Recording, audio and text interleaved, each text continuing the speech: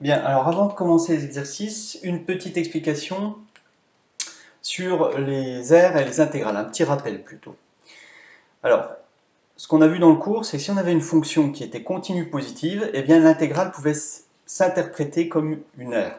Ce qui est très important, et ça arrive souvent dans les exercices de bac, c'est de savoir calculer une aire à l'aide d'une intégrale. Alors, pour pouvoir le faire, il faut que f soit dans cette configuration-là, c'est-à-dire soit continue et positive.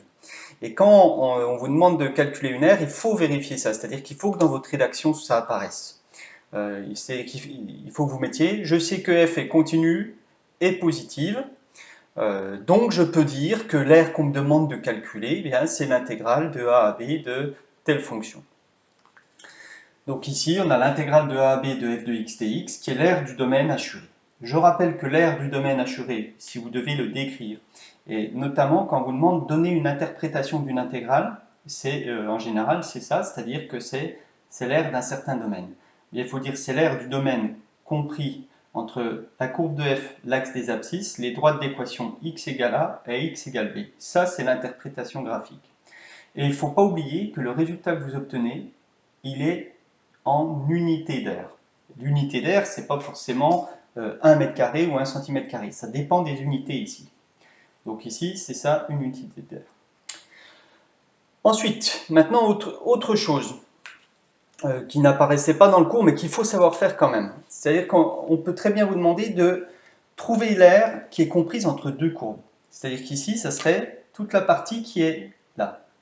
Alors, pour trouver l'aire qui est entre deux courbes, eh bien, en fait, il suffit de faire l'aire qui est sous la courbe de f, c'est-à-dire que je vais prendre tout ça, moins l'aire qui est sous la courbe de g. Donc si je prends l'aire qui est sous la courbe de f, que j'assure en bleu ici,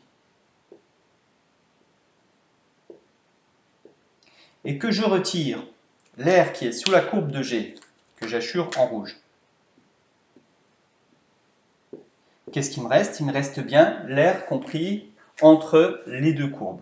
Alors pour que ça se produise bien, il faut absolument que f soit au-dessus de g, tout le temps, sur tout l'intervalle AB.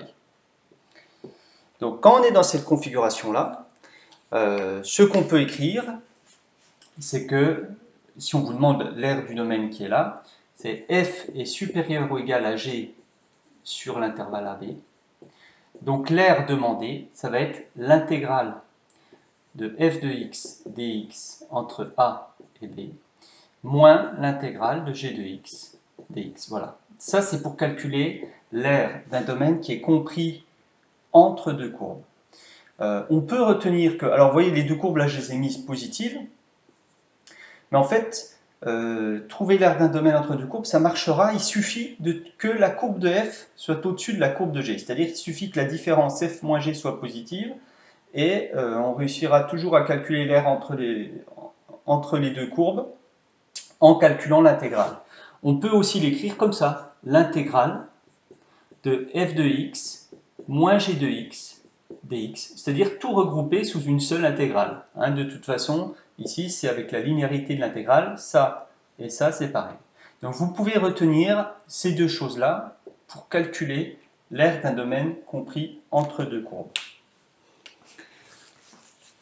Alors ici, on avait, dans l'exercice 91, c'était exactement notre cas de figure.